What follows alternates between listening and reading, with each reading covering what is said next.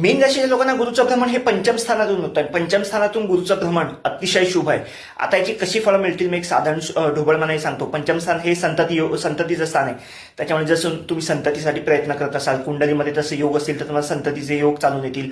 त्याच्यानंतर संततीकडनं फायदा आहे. आईबापाला समजा मुलगा असेल तर मुलाकडनं काहीतरी फायदा होईल आईबापांना. समजा आईबापांना मुलगी असेल, मुलीकडनं काहीतरी फायदा होईल.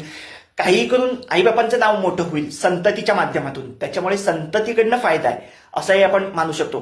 त्याच्यानंतर हे कसलं स्थान आहे तर हे शिक्षणाचं स्थान आहे. तुम्ही समजा शिक्षण घेताय कुठल्याही बाबतीत, शाळेत जाताय, कॉलेजमध्ये जाताय, तुम्ही उच्च शिक्षण घेताय, पीएचडी करताय, अतिशय चांगली फळं मिळतील. या काळात काही परीक्षा दिल्यात, तुम्ही काही अभ्यास केलात तो तुमच्या लक्षात येईल आणि जी काही परीक्षा द्याल त्यात यशस्वी होण्याचे मार्ग खूप चांगले येतात. जर गुरुभ्रमण होत आहे.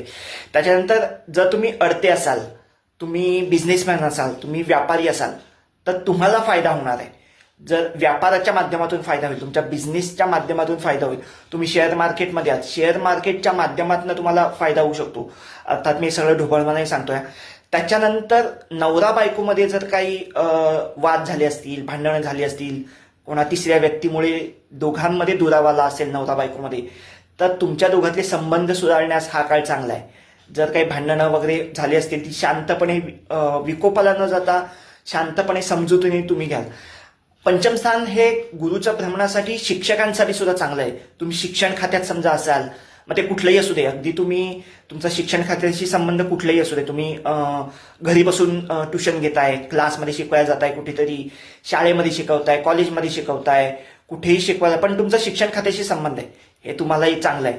त्याच्यामुळे मीन रास किंवा मीन लग्न असेल तुमचं पंचम स्थानातून हे गुरुचं भ्रमण मी ढोबळमाने सांगत असतो. कारण फक्त गुरुवर ही सगळी फळं मिळत नाहीत. तुमच्या कुंडलीत इतरही ग्रहयोग असतात, त्याच्यावर सगळं अवलंबून आहे.